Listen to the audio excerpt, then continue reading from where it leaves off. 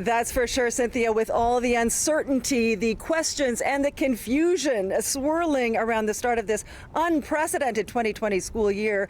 There is another dilemma facing the parents of the more than 800,000 Ontario school kids who normally rely on the school bus to get to and from school. How can it be done safely? It has presented an enormous challenge for the industry. How many kids will be allowed per bus? How can they be socially distanced en route? Will there be enough drivers willing to work during this era of coronavirus?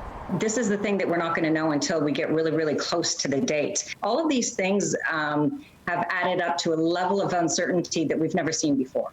And it's difficult to plan and finalize staffing when it's unclear if parents will even be prepared to put their kids on the bus.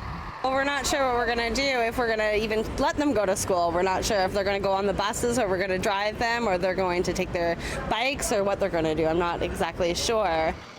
This mother is worried that her high schooler won't pay attention to social distancing rules and says the buses were already overcrowded last year. They had some days where they couldn't even fit all the students on the bus because there were so many students. So I'm not sure what they're going to do or how they're going to try to do it. Going to be a big struggle this coming year. The owner of Attridge Transportation says his company has been trying to prepare for this since March. It runs 1,500 buses in 6 school districts, and each of them has a different plan. Most seem to have settled on drivers wearing masks, visors, and gloves. Kids will be encouraged to mask up as well. Buses will be thoroughly and frequently sanitized. Kids will be asked to line up at a physical distance and will get an assigned seat. But once they're on the bus, kids from kindergarten to grade 8 will ride the bus normally. It's the only practical way to deal with it, like it or not. It will be up to the parents.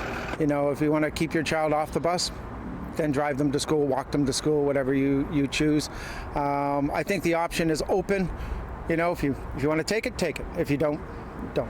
Right, because it would be impossible. I mean, you'd have to have double or triple the number of buses, right? You would, and triple the amount of drivers, and again, 2 impossible tasks. When it comes to the older kids, with the plan to alternate days at school and at home, Glenn Attridge says it'll be easier to keep the kids apart.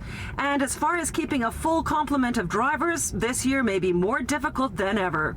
Driver retention is always an issue because it's a split shift during the day. Not everybody wants to do that type of work. So it tends to attract a lot of retirees, which is another issue we're facing because 60% of our drivers are over the age of 60, which automatically puts them into a high-risk category for contracting COVID. So that's an additional burden that we're having to deal with this year. Attridge says they're working very hard to be ready and say they will be, but he does have a plea to parents. The first 2-3 weeks of school is always slow, parents. Just bear with us. It's slow. And this year more than ever. And this year more than ever, yes. School Bus Ontario and bus operators say they are all awaiting the results of a parent survey that school boards have sent out. That should give them a better sense of how many kids are going to be needing a ride, and they'll just have to take it from there.